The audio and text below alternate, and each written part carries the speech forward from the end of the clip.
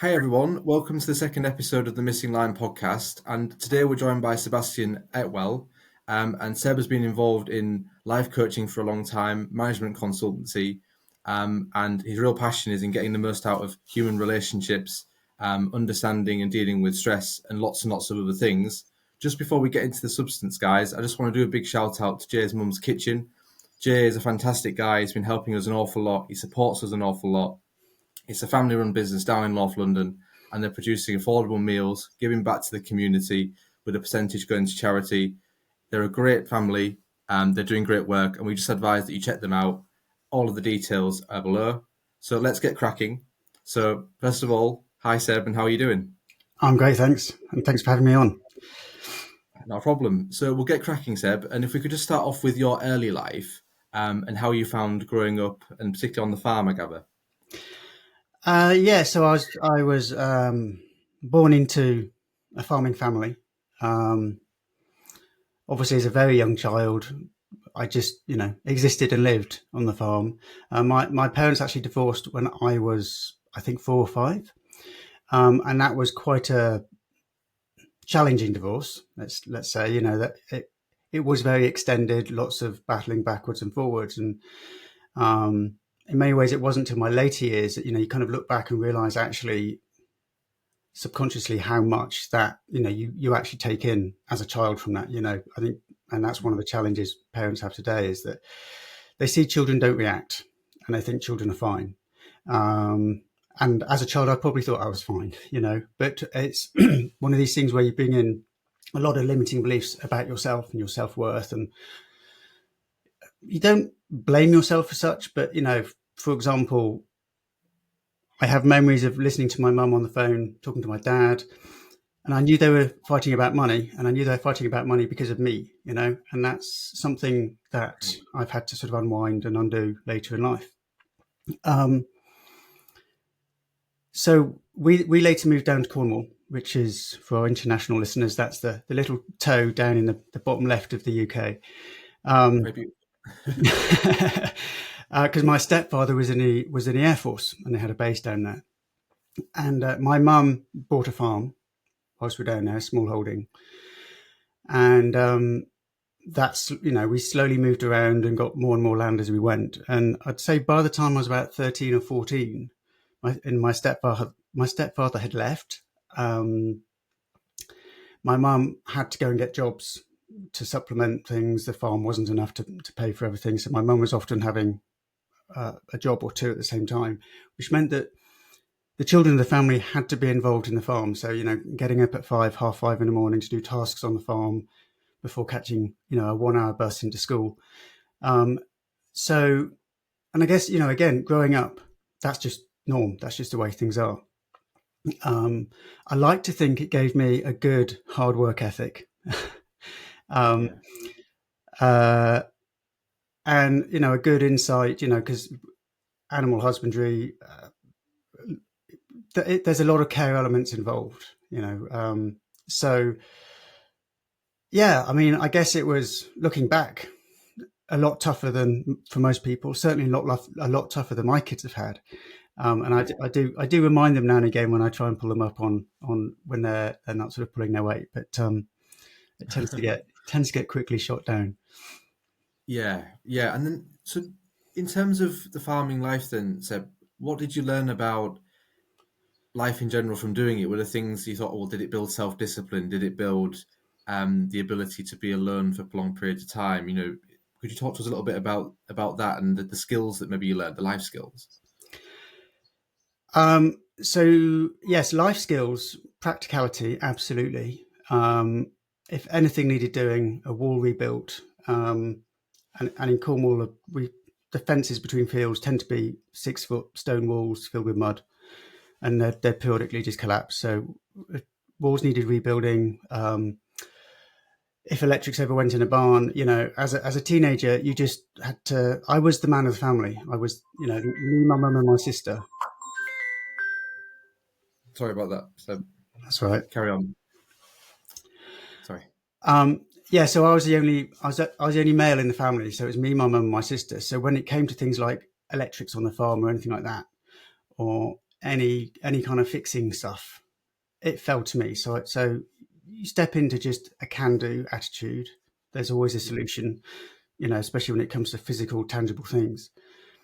I would say on the flip side, though, in terms of what I know now, about abundance mindset versus scarcity mindset, what it did was, because we never really had a lot of money, and it was very much, if we didn't work hard on the farm ourselves, then we would, we'd go hungry, or we might miss mortgage payments or whatever. So it really threw me at an early age into a scarcity mindset. Okay. And with a lot of these things, the longer that you have certain types of mindset, when you then come to undo them later in life as an adult, often the harder it is to do that shift. So I think for me, it's made that shift out of scarcity mindset tougher. Right.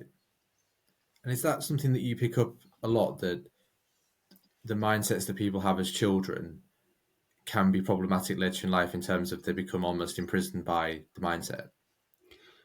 I would say absolutely. I would say 99% of all the limiting beliefs we have about ourselves, all the negative beliefs we have about the world around us, are formed as children. Even when I've had clients that are having a struggling relationship, and they're blaming, they've come out of the relationship and they're blaming the relationship for their new lost confidence, or their new lost, their new limiting beliefs on whatever. And I'm like, when we dig deeper, you actually find that they probably stepped into that relationship in the first place because they already had that underlying belief. And the person they were getting into a relationship with effectively validated that belief. It might have strengthened and deepened the belief, but it would have most likely, and I'm not saying in every case, because occasionally, you do get particularly abusive people that are very good at hoodwinking others, but 99% of the time that is the case. Yeah. Right. Okay. So if we just go on a bit further into your story, Seb, and you went to uni and studied chemistry, right? I did. Yes. That was a bit of a regret for my part. I went to a school where I loved science, basically. So my GCSEs and my A levels were very science focused, because I loved how things work. My dad also very much instilled this view into me that if you're not doing science, you're not doing a subject, despite the fact my stepmother, who I'm very fond of, was an art teacher. My dad very much had this view of, if you don't do sciences, you're not going to get anywhere in life. And I guess also, I never really got on with the geography teachers at school. There was always that personality clash. So various things kind of led me into science. And I went, the school I did my A levels at, very much, they didn't really have a great careers advice option.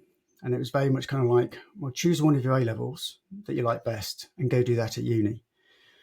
So that's kind of what led me into that route. I actually wanted to do biochemistry, which was heavily oversubscribed. And the one route in was to do chemistry with a biochemistry subsidiary and then switch at the end of your first year. But of course, so many other people had the same idea, and I didn't get a high enough grade to get on the list to move over. Actually, if I'd thought about it deeper, I'd have loved to have done something like architecture. But I'm one of those people that once I start something, I kind of finish it. I stuck at it. I didn't particularly enjoy it. And I've never really looked at it since I've left uni either. And was that always in you then? You said you had this sort of, by the sounds of it, a determination to see things through to the end. Do you think that came from your farming background, or do you think it was just something in you where it was like, if there's a problem, I'm going to keep on going and going until I resolve it, until it's completely finished, the determination? Possibly a bit of both. I mean, yes, with farming,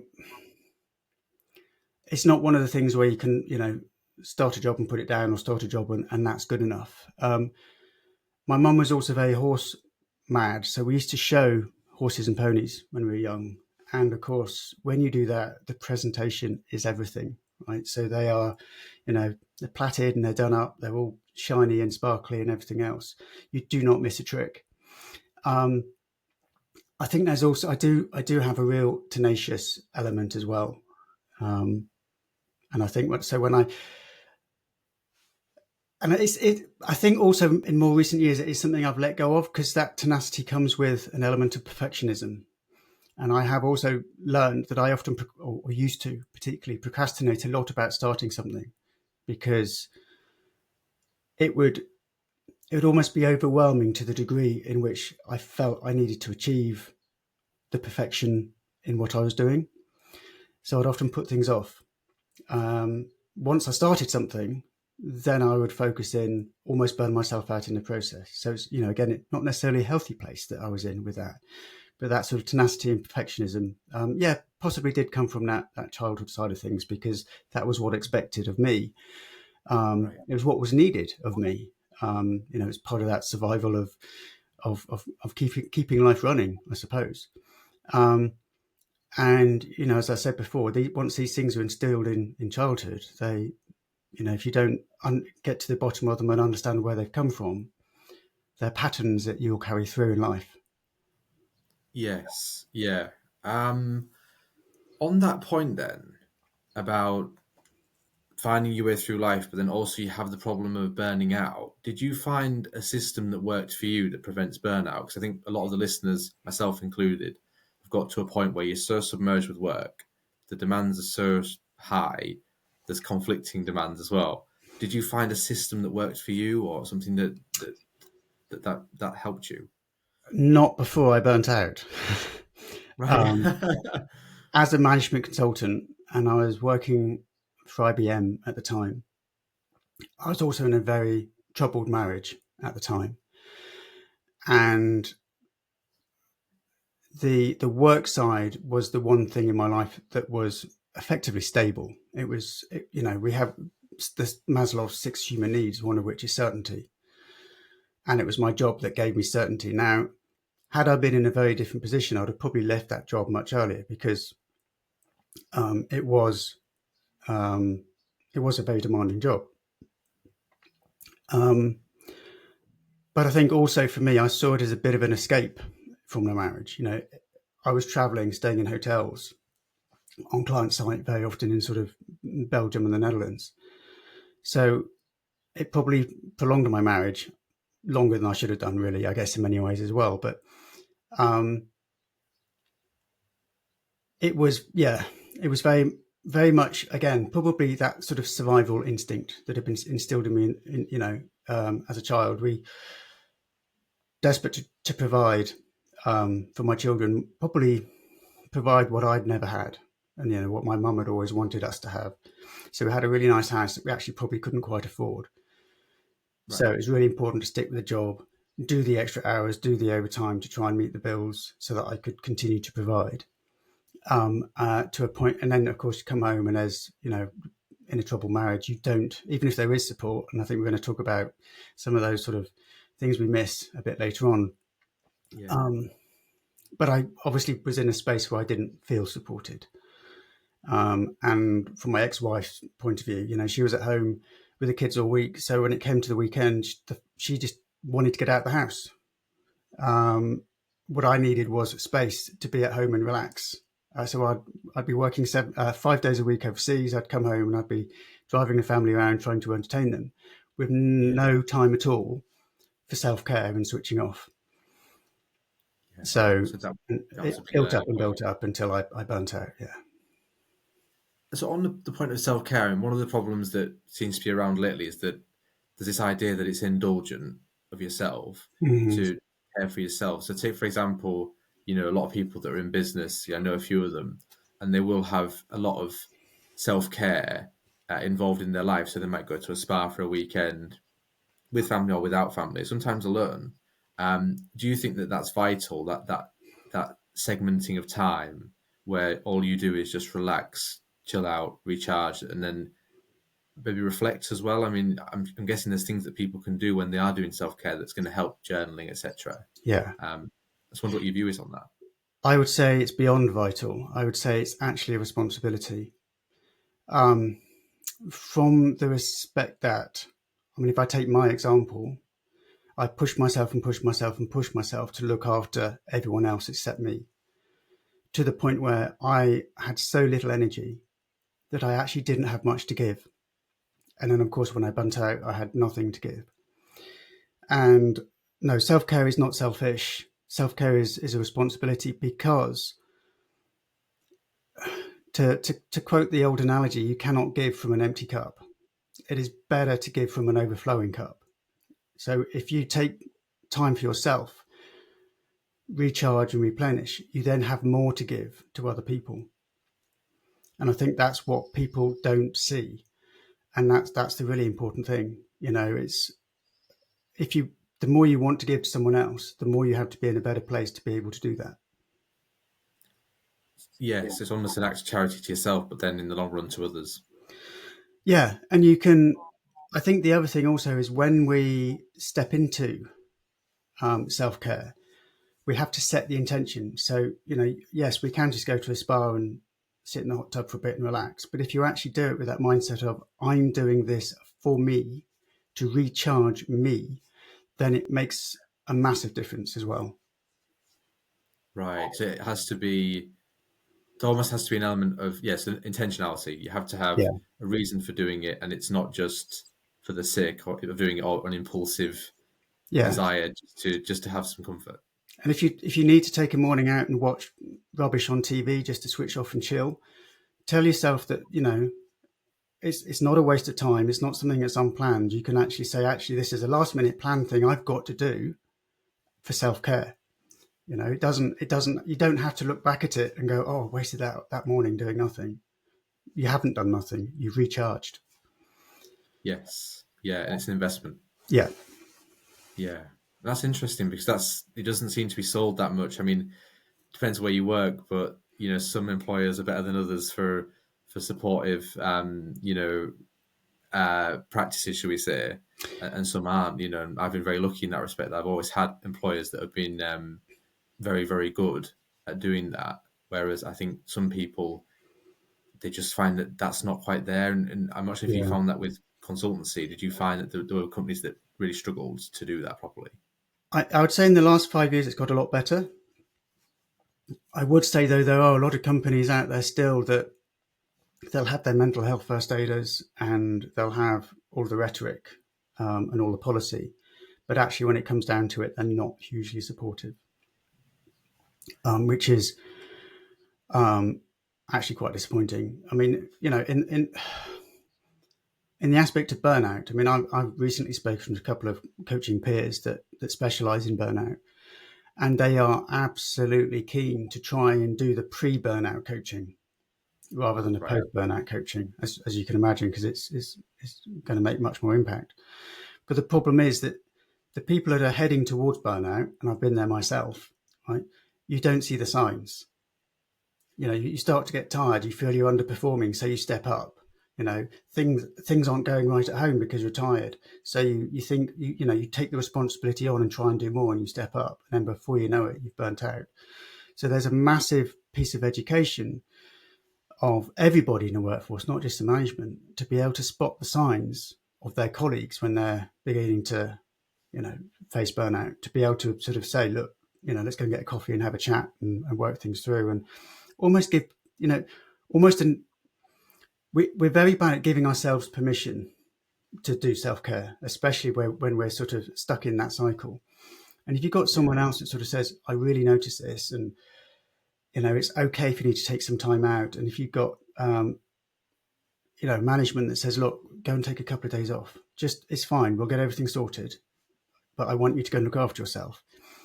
Just those little kind of messages can make such a huge difference. And a couple of, it might sound, why is he saying businesses to tell their staff to take a couple of days off, or even a day off or a morning off or whatever? Yes, you're going to lose productivity in that time, but massively you're going to increase the productivity when they return. So there is still an investment in doing that, you see.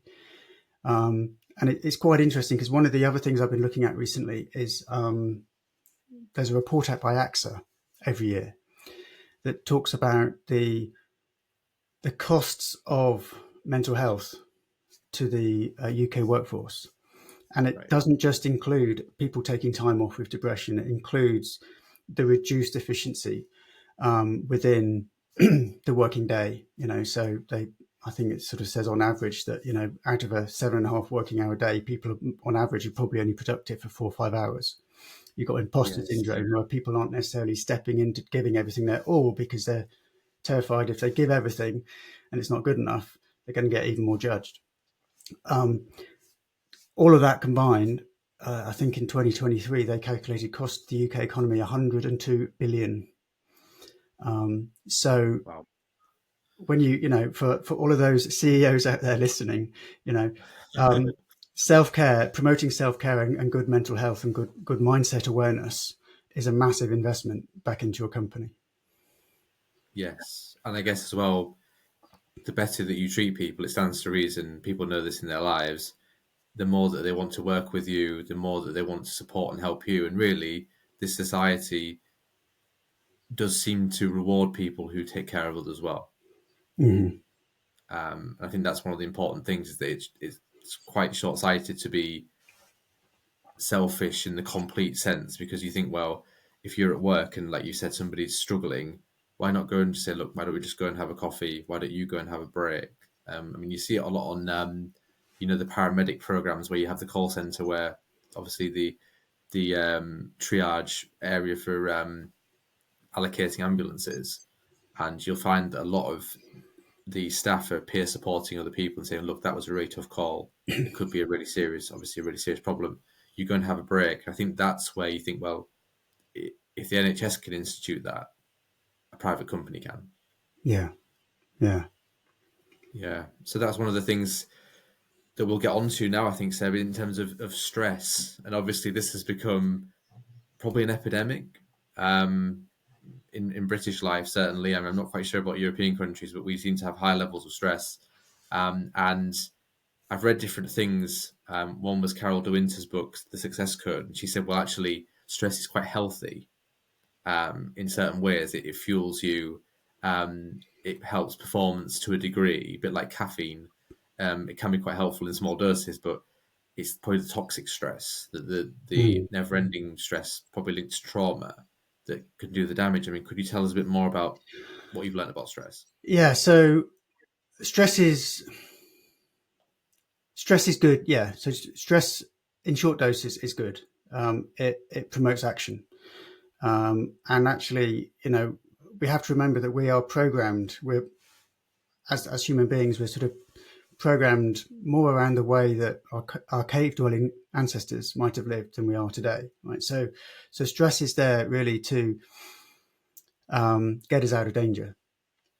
So if you think about sort of historic times, um, you know, a threat of danger or harm, or an outsider coming in that's a threat of either harm or loss of resources, gets you into a state of stress, which then puts you into effectively a fight or flight situation.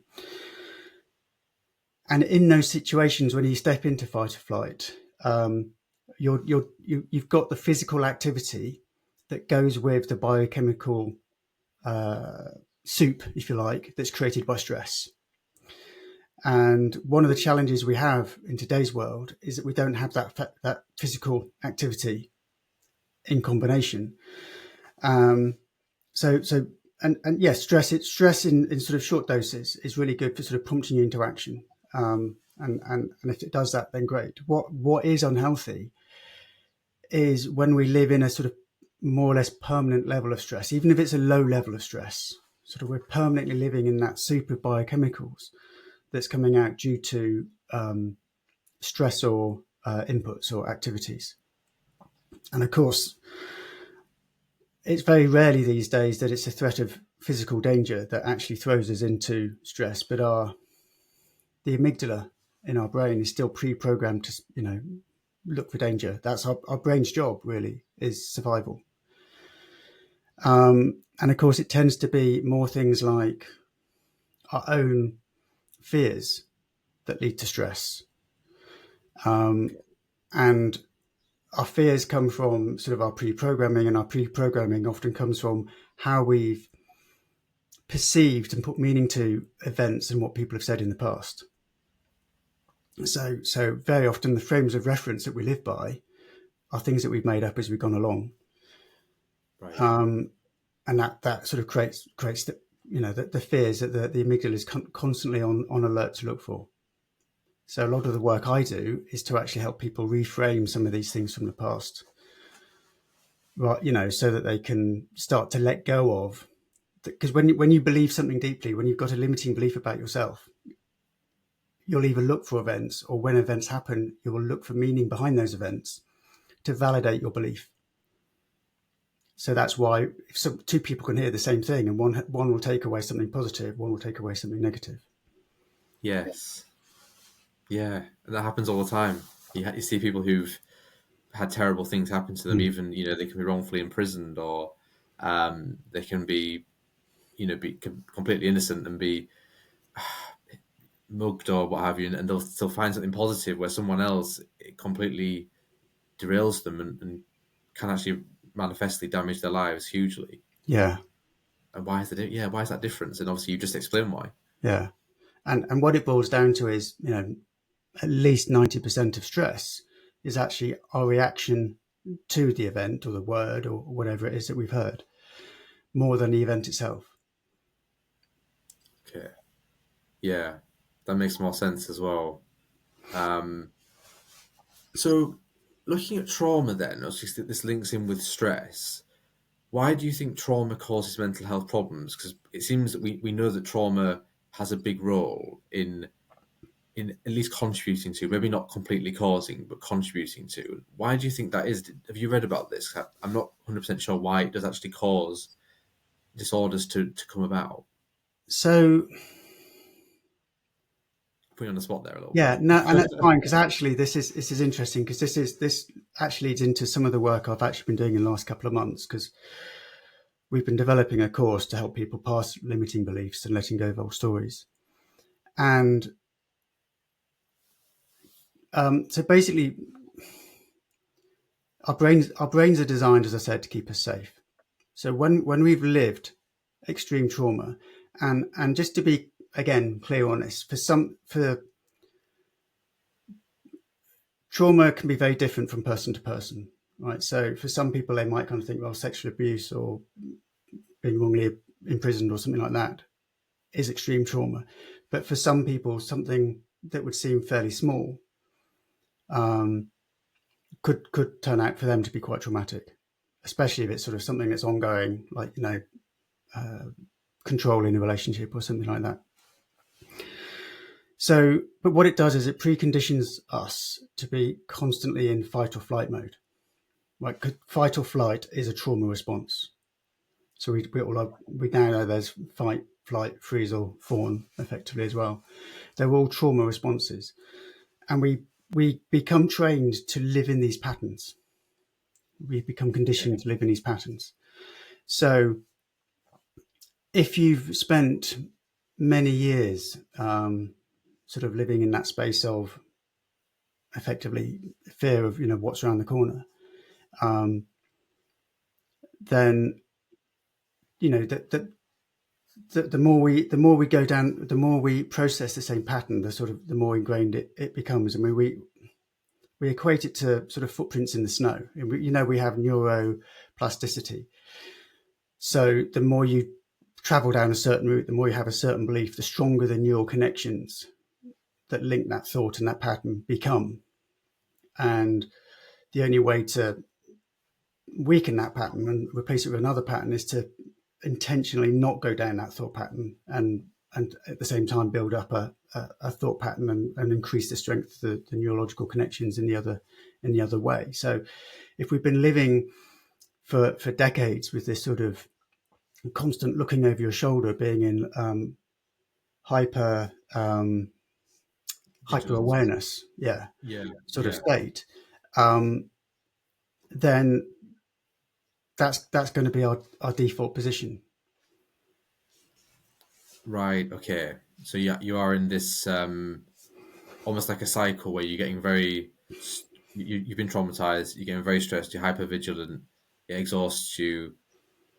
Another event happens, and it's a feeding cycle, Yeah, and then the hypervigilance increases, probably until overload of the nervous system for a prolonged period of time, and then you get burnout. pretty much. Yeah, yeah. I mean, and effectively, you're in that constant, as we mentioned before, that constant state of stress, purely because you're hypervigilant, purely because your brain is constantly on looking for danger, because your brain is like constantly looking over your shoulder, effectively looking for a repeat of um, events that might lead to the same biochemical soup, if you like, that's led to feelings and emotions before that you've associated with trauma. And it can be Right. something really conscious, because we have, um, I mean, fear comes, from my perspective, comes from two areas. You've got fear of the unfamiliar, which is the notion of stepping into uncertainty and moving into new jobs or new situations. But we also have the fear of the familiar, which is where, and this can be conscious or unconscious, but it might be that you're out and about having a relatively normal, relatively happy day, and you hear someone's voice or you smell someone's scent, and it just instantly Yeah. takes you back, because subconsciously there's something about that reminds you of someone else that was involved at a time when you had a traumatic experience. So and because your brain is that attuned to look for anything that could link you to that dangerous time, you see these things and it'll instantly throw you into a space of discomfort and wanting to sort of, or anxiety, and wanting, potentially wanting to leave the area, or it'll evoke patterns of behavior. And how do you deal with that, Seb? That, from the work you've done, when you do, let's say that you have the triggering voice or the scent, or it could even be a TV program or anything, couldn't it? Really, that Mm. is the stimuli. How do you actually think? Right, how am I going to face this without withdrawing? Because the withdrawal is completely natural. It's human. I've done it. Probably a lot of people have, Mm. but the fear then grows, doesn't it? That the fear doesn't recede just because you withdraw. No, and I think the first thing is, and it's probably the hardest and most challenging step to get to, is to have awareness. So if you're just kind of like, I'm aware I'm having this reaction, let me analyze my surroundings, or whatever, and try and understand why. And recently I was in a situation where I was working with someone new, and they were using a particular word quite a lot. And I caught myself thinking, I don't trust this guy. And then I kind of, but I because I've done a level of self-inquiry and personal development work, I was able to sort of step back and go, well, hang on a minute. I've never met this guy before, right? I don't know why I don't trust him. And I managed to sort of take it back to um, an encounter I'd had many years, probably 10, 15 years ago, where I'd met someone who used the same word quite a lot, and they turned out to be quite an aggressive and manipulative character. And as soon as I was able to kind of go, understand that, I was able then to let go. And actually, this person I was working with turned out to be one of the nicest and most supporting people ever. But had I kept that block up, I'd have never really got to know him. So, I so understand. the first step is catching yourself doing it, and being aware and being prepared to sort of try and understand. Now, obviously, the deeper the trauma, as I said before, the tougher that can be. And it's the case of, with everything, we need to do the self work, but we don't have to do it by ourselves. Yeah, yeah. And how do you think that there's a place for therapy um, to the degree that it's now being sold? Because one of the problems is, and I've talked to a friend about this, we talk about the idea that therapy has become almost like taking supplements, like vitamins. It's something that you should have as a matter of course, almost now, and it's been sold by certain companies. You can imagine. Um, do you think that that's been a good thing, or do you think that that's been oversold and that it's too widely available? So I think therapy has its place. Therapy definitely plays a role in, talk therapy is talking about things, sharing things is a great way to start to unburden. As we talk about things, we we start to get a deeper understanding of ourselves, right? I do, and having been through therapy and been through CBT and NLP and various other things, I would say they all have their place. But for me, my view on therapy is that it has a limited place, in it helps you come to terms with your emotions, and it potentially helps you come to terms with where you perceive those emotions have been triggered from. But beyond that, if you sort of stay in therapy for years, really all it's doing is it's keeping you to that past and to that story. It's not helping you move away from it, Okay, yeah, which is where um, a forward-looking coaching style, I think, makes a difference. But coaching in itself, I think, misses. There's a gap in between the two that I think's missing, which is where I try to sort of holistically change. I've done training in both. I don't do counselling. It doesn't really. It's not really where I want to go. The main issue I see with coaching by itself is that it tends to be, let's look at where you are now and where do you want to be in 5 years, and put together new behavioural patterns, new beliefs that will help you get there. If you don't look at the beliefs and the stories that you hold as to why you are where you are now, right? Doesn't matter how much work you do going forwards. As soon as you hit adversity, those old beliefs are going to come back.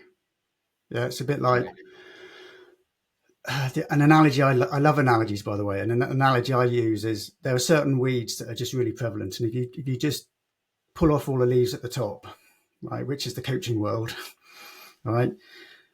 When the conditions are right, if there's any roots left at all in the soil, they'll grow back. So Right, okay. you have to undo, disempower the old frames of reference, the old beliefs, the old stories that we hold. Almost like tell yourself a better lie, if you like, about life, and step into that new belief Yeah. in the process of working forwards. And there is that idea, right, of what we think we become.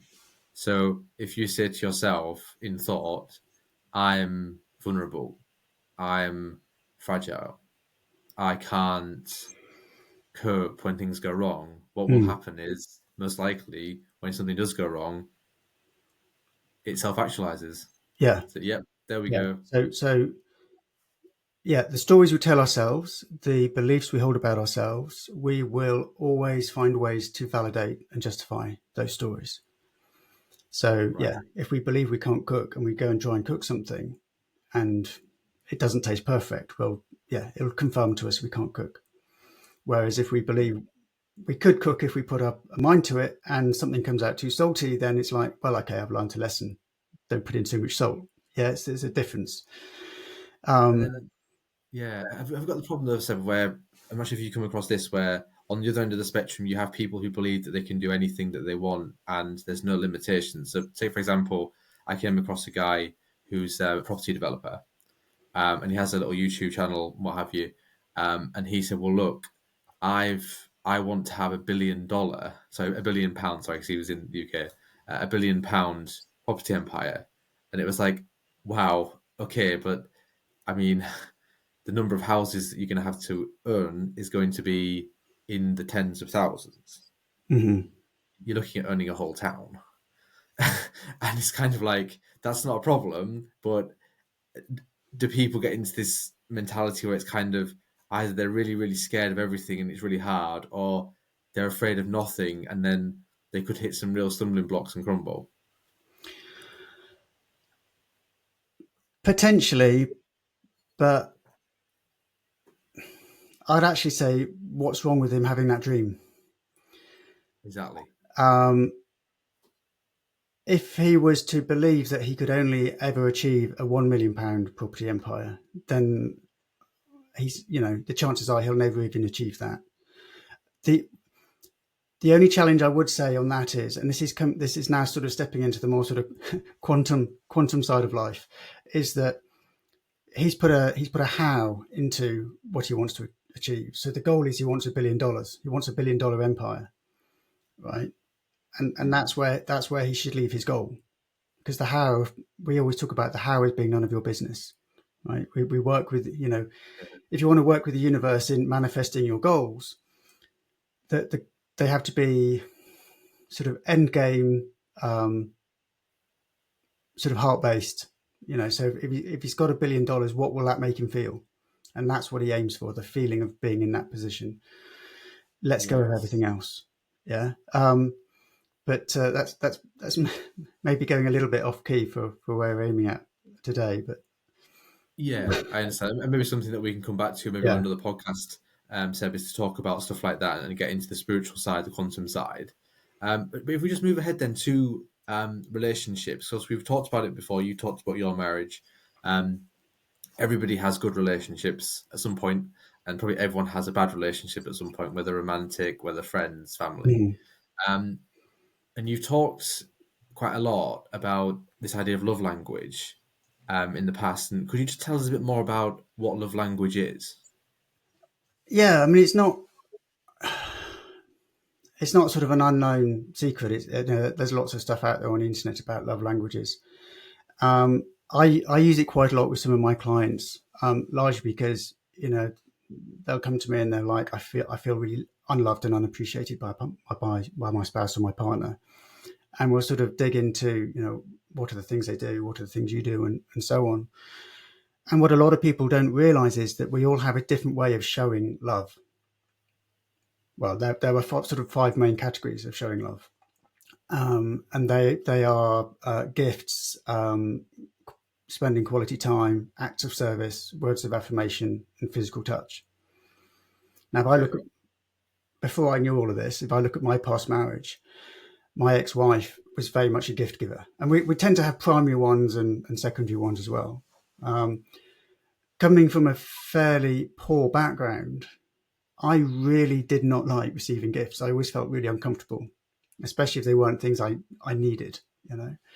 Um, Now the problem with that dynamic is she would try and show me love by buying me a gift. I would feel awkward, not know what to do with it. So I was effectively rejecting her love. So she would feel rejected. Yeah. Yes.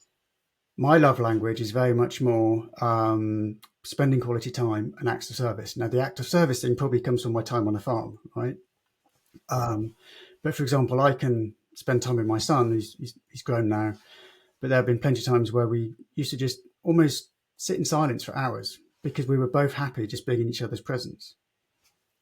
So Mm. when you kind of get to understand what your love language is and can see then what your partner's love language is, and I actually think it's probably badly named. It should be called love and acknowledgement, or love and I don't know, because it goes beyond love. I mean, it when we call it love languages, I think people think about it instantly as being something within a romantic relationship.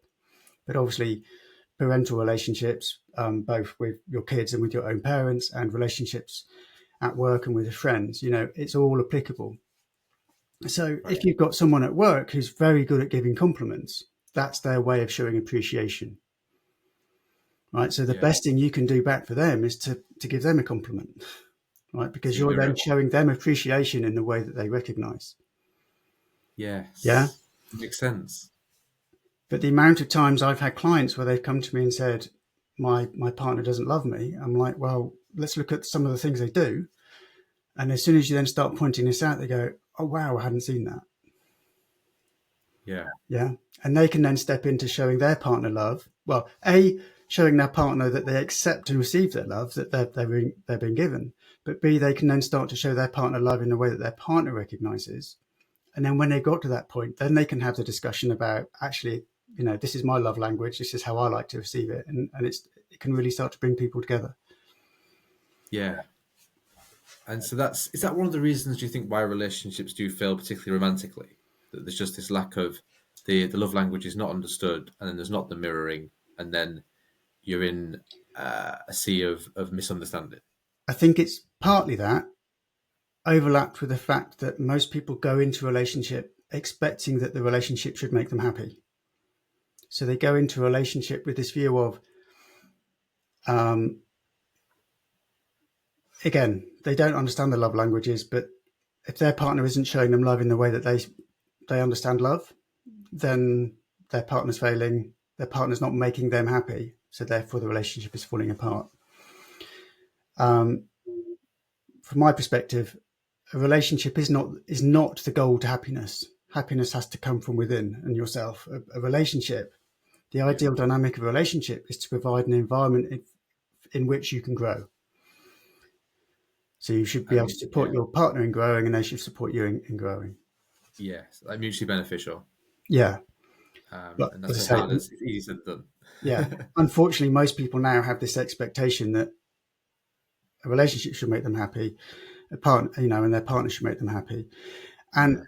the other thing that I find um, desperately sad sometimes is that when someone's unhappy, they often look at the main thing in their life, the biggest part of their life, because I'm unhappy, therefore it's got to be this most significant part of my life.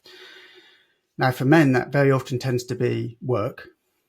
Right, so my work isn't making me happy, various other things, and and this is going to sound horribly stereotypical, but for women, it tends to be more the relationship.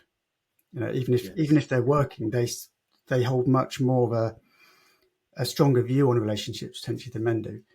So when they're not happy, they tend to go, "Well, I'm not happy, so it must be my relationship," and that can often lead to relationship failing. But it doesn't mean to say they become any happier, and they potentially take the same unhappiness with them into the next relationship. Yes.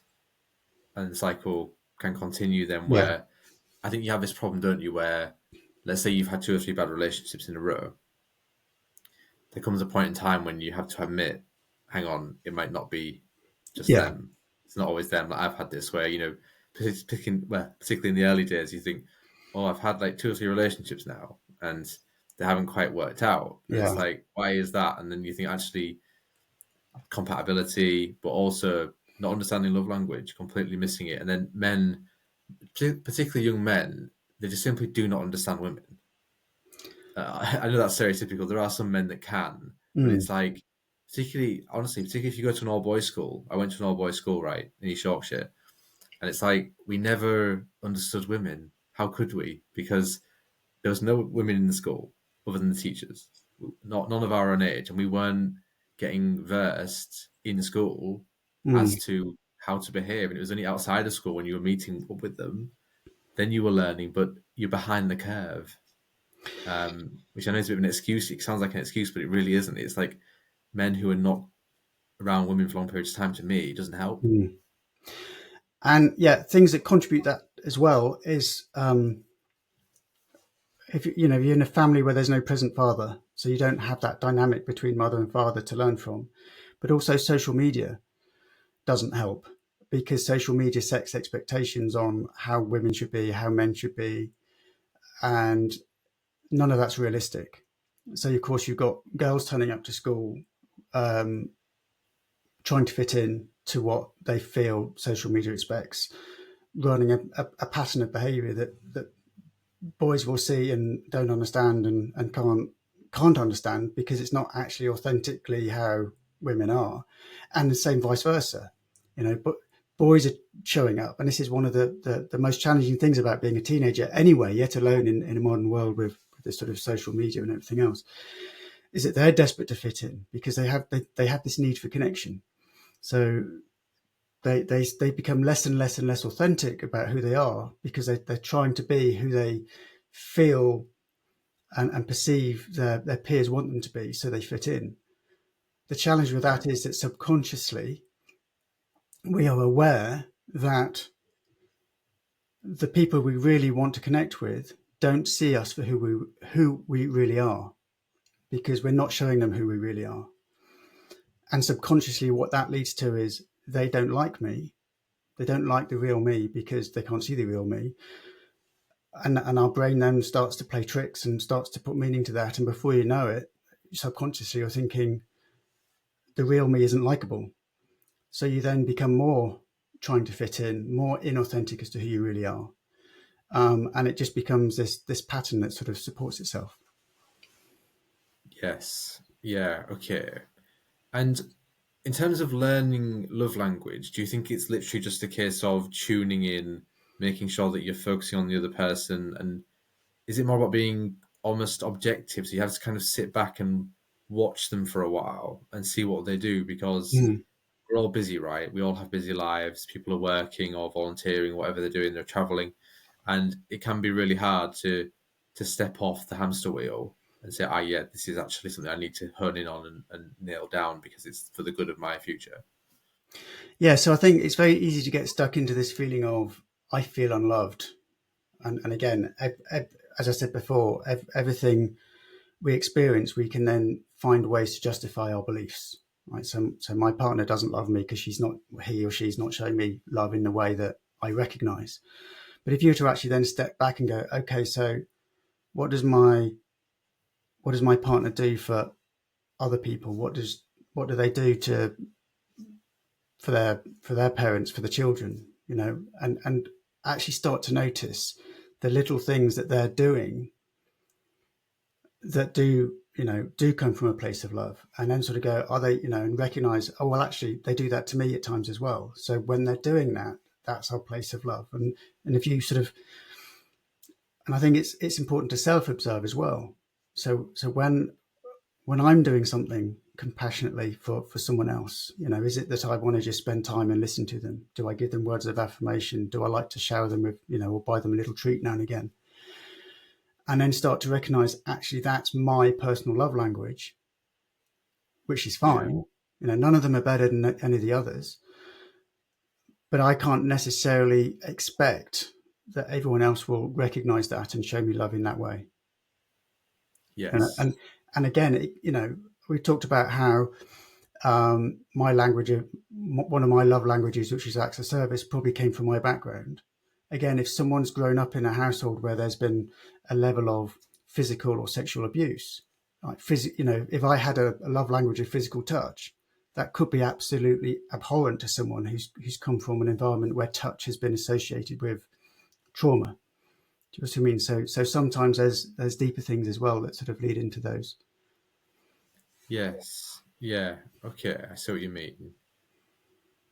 It's it's a really awkward one as well, because part of the problem I think is that we have different types of relationships, right? So we have platonic friendships, Mm-hmm. we have romantic relationships, we have parental relationships, and we have sibling and wider family relationships. Each one of those is really complex, right? And each one has its own dynamic. And how have you found navigating that as a person? How a marriage is different to a relationship with your son, and how your relationship with your son is different to the relationship that you'll have had with your parents. Is that something that you'd ever sort of studied in detail? Um, I'm not sure that I've necessarily consciously gone out of my way to study it. I think I've become more aware of recognizing other people's um, sort of patterns, if you like, um, and it's we all naturally mirror in many ways. So when we're sitting opposite someone and they put their head, their hand on their chin, or they cross their legs or something, we tend to naturally mirror that what they do physically. And Mm. it's just stepping into that place where we allow ourselves to naturally mirror what they're doing psychologically as well. So, yeah, so like the mirror neuron idea. Mm. Yeah, which is you see it all the time, but if you're not cognizant, you're not going to actually think, "Oh, this is what's going on. This is the mirroring." It's obvious, but it's not. It's it's kind And of the color of your yeah, wallpaper. People actually don't always know what color their wallpaper is in a certain room, and it's like, mm. well, you go in the room every day, you'll have a cup of tea or you'll work in there, but they're so focused on other things that they can't actually describe their own house. And very often we're focused on not necessarily not necessarily recognizing other people's love language, but possibly avoiding expressing love language in a way. Coming back to the sort of example of physical touch. If someone's uh, growing up in quite an abusive household, the very idea of walking into a pub or an office and shaking hands and tapping someone on the shoulder, that's an example of physical touch, right? It doesn't have to be sensual, but just any form of touch at all. It's like, well, if I do that to that person, that's going to give them, this is all subconscious. If I do that to that person, that's going to make them think it's okay to do that to me, and I really don't like that. So very often we're sort of in that place of avoiding the discomfort more than looking out for, it's down to this whole self-preservation and survival instinct and trauma response that stop us, because we're constantly focusing on what we're comfortable with rather than focusing on how, trying to see what other people are comfortable with. Yes. Yeah. Okay. And then just moving on, Seb, because I know we've got time, and we've got you for a certain amount of time. We don't want to be going too far over or under. Would you mind just telling us about your coaching work and how people can find you? Yeah, so there's a couple of things I do really. The main thing I like to do with clients is a 6-month group course. It's called Elite Mentorship Forum, that takes us through that sort of holistic approach, as I say, of a totally different way of looking at the world, through to understanding your beliefs, values, setting boundaries, um, all the way through to sort of setting forward goals and purpose. And it's an incredibly powerful course that several thousand people have been through now, and it has great results. I also do some one-to-one, particularly with around sort of parenting, relationships, and divorce recovery or separation recovery. But I've also, as I mentioned before, we've started this new course recently, which is really looking at. It involves a unique form of emotional freedom technique, tapping, at the same time as bringing people down into a kind of a meditative state. Because when we think about it, during childhood, when we're sort of programmed, if you like, where at children we're in a different vibrational state, a different frequency to when we're adults. So trying to fix some of these beliefs that we have as when we're adults from that sort of adult frequency is much more challenging. So we can get people into that meditative state, which is closer to where children are. It's actually then easier to start to undo these things. And we've also talked earlier about how we look at the beliefs and the mindset. So, the beliefs as to where you are, but also the mindset going forwards. The other thing is that beliefs are also held in the body, right? In the same way that you have muscle memory. And the easiest way to demonstrate that is like when you feel anxious, right? You might have thoughts running around in your head, but actually you feel it probably in your chest or somewhere in your body a hell of a lot more. Right. And when we feel unsafe, we actually, it's the body reacts as much as the brain, as much as the mind. So the working on the mindset side of trying to shift our beliefs alone isn't enough. So this new form of tapping really sort of brings in the beliefs, the body, and the future mindset, and reframing stuff as well. And that's going really well. We recently launched that, and with a pilot group, and that's we're having amazing feedback from that. That's going to have to always be smaller group work because of the amount of additional support we need to give through that. Because my partner in that one described it as going into the attic, opening up all of those dusty boxes in the attic of all of the dirty secrets that we've buried for decades, and being prepared to root through them and let go of what's in there. So you can imagine that brings up quite a lot and takes quite a lot of work. I also have some books in the process.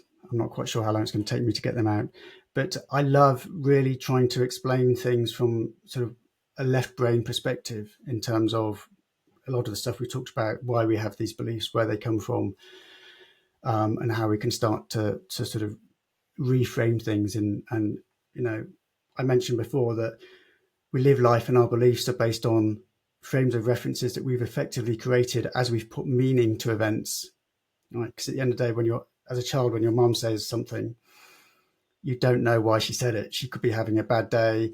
I don't know why I'm calling out moms. Parents, they could be having a bad day, but you perceive it as, it's kind of happening in my movie, therefore it must be about me. So like parents angry, therefore they must be angry at me. So then you create beliefs around that. Right. So it's like once I'm trying to pull together a book that explains that in such a way so that actually we can then start to create new frames of reference.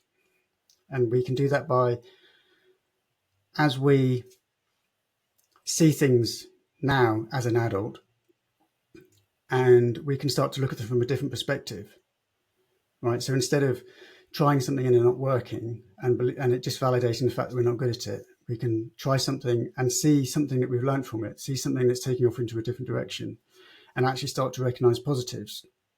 Because even when we do recognize positives, we tend to still fall back to the negative belief. So if we start to say, right, actually now I've got some positive proof that this is not what my old frame of reference has led me to believe, and really Yeah. step more and more and more into those new frames of reference, then it can change our mindset on life altogether. Right. Okay. All right. And just sorry, as we draw into the end, Seb, in terms of the missing line. So obviously, the missing line is the idea that people are missing lines of information, which we think, particularly in the sort of the world where there's lots and lots of information out there, some of the great stuff has been lost. It's sort of been filtered out in the mass noise. Mm-hmm. Is there an idea or a quote or a poem or a point of inspiration that you found that we could share as a kind of missing line that people could go away and think about? It's becoming a bit of a tradition on the podcast Yeah. where someone shares that at the end. So it's not really a quote that I've heard from anyone else, but it's kind of a basis of what I believe. And it's our purpose in life is not to be happy. Our purpose in life is to be authentic. The paradigm behind that, though, is the more authentic we are, the happier we become. So it's a reversal almost. It's the Mm-hmm. idea that you build the authenticity first, the happiness comes after. If you chase the happiness, you lose the authenticity often. And very often the pursuit of happiness takes us into being inauthentic because we're trying to fit in. We're trying to seek validation. We're trying to seek connection by being what we think other people want us to be. Yeah, brilliant. A brilliant insight, Seb. And thanks very much for coming on, because I know that you've got a lot of knowledge in this area, and hopefully we can have you back again if that's all right at some point. Absolutely. Yeah. And hopefully when the book sounds brilliant, Yeah. it'll be really good. Thank you so much for coming on, for all of your insights. We'll put all of your details for people to contact you to learn more about you in the description. And thanks very much for coming on TML, Seb. That's been great fun. Thank you. Thank you.